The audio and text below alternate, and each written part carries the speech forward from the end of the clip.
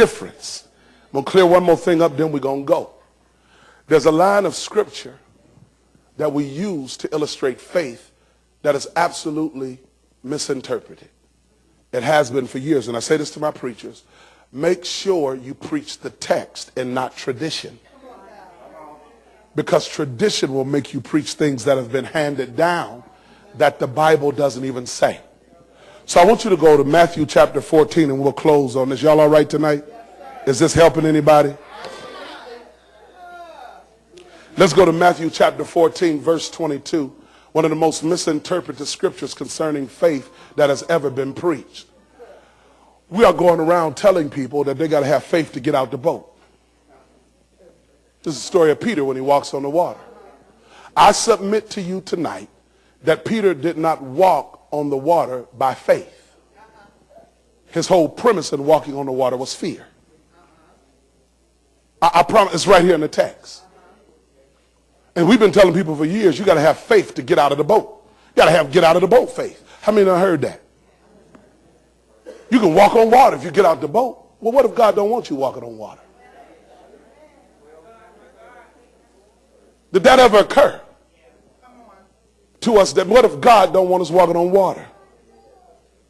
Tell your neighbor, pay attention. We got to move fast. Listen to this. And straightway, Jesus constrained his disciples to get into a ship and to go before him unto the other side while he sent the multitudes away. Let's bring it in. Let's get a little context. He just fed the multitude. Earlier, previously in the history of this moment, his cousin has been killed. And it's one thing happened. John the Baptist has been killed. It's one thing happening after another. He doesn't have time. A lot of miracles take place. And finally, it's at the end of the day. And he tells his disciples, get in the boat. Now, that word constrained means he didn't negotiate with him. It means he literally made them get in the boat and go to the other side. And he said, I'll stay here and send everybody away. So they get in the boat and they begin to go to the other side because Jesus made them do it. And when he had sent the multitudes away, he went up into the mountain apart to pray. And when the evening was come, he was there alone. Now he sends the disciples away. Just read the text slow. He sends the disciples away before evening. So let's use Eastern time, Eastern Standard Time that we use. It's about 4 o'clock, 3, 4 o'clock, he sends the disciples away. He disperses the rest of the crowd. Finally, about 6 or 7 o'clock, he there by himself. He's gone into a mountain to pray. Y'all with me so far? But the ship was now in the midst of the sea, tossed with waves, for the wind was contrary. Now, we read this wrong. We read this wrong, suggesting that Jesus gets to them as soon as they get in trouble. But read it slower. You got to tell your neighbor, you got to read slow. It said when evening was come, so it's evening, right? He was there alone. But the ship was what? Now. So which means at the same time he was alone, the ship hit a storm. Right? Now let's just talk about this just for a second. First of all, we need to deduce that you can be doing what Jesus told you to do and still hit a storm. That's why I don't like when preachers suggest because you're in the will of God, you ain't going to have storms.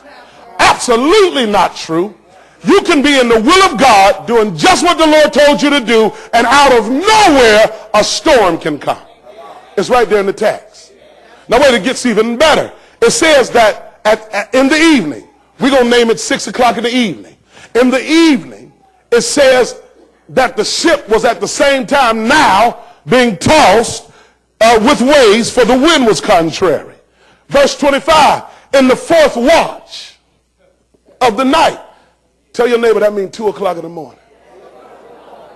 Now they hit the storm at about 6 or 7.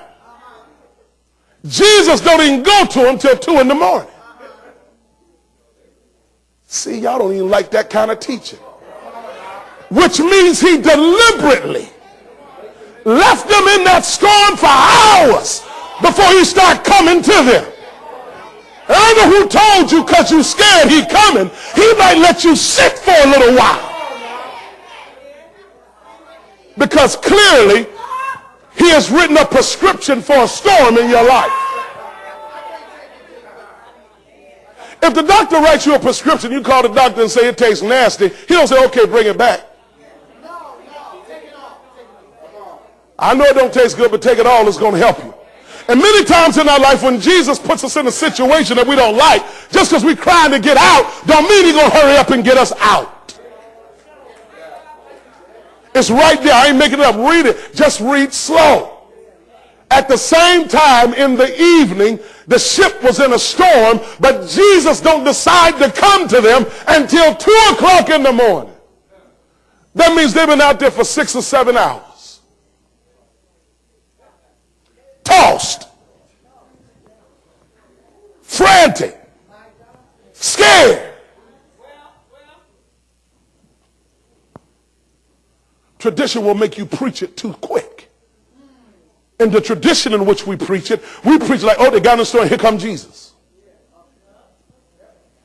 No, they got in the storm. Jesus knew they was in a storm. He went on and prayed for 6 or 7 hours. Then he gets up. And he went to them walking on the sea. Oh, it gets even better.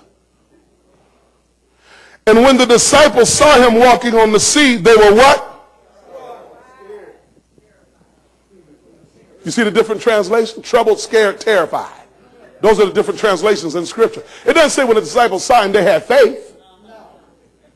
It says they were terrified. Now let me tell you why they're terrified in antiquity. It was an Eastern myth of sailors that if somebody died at sea, the sea would hold the spirits of the dead. And those spirits would come back out and haunt other sailors because their spirits had no rest. Watch me. Be sure not to let your culture make you deny your Christ. So when they see him walking, they don't say, ooh, it's the spirit. They say it's a spirit.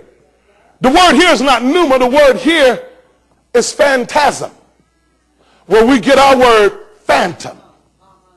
They say we see a ghost coming.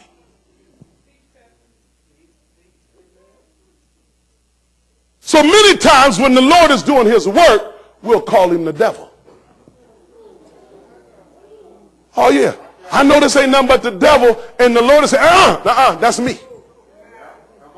The devil ain't got nothing to do with this. I need to have you in what you in right now to bring out what I need to bring out of you. The devil ain't got nothing to do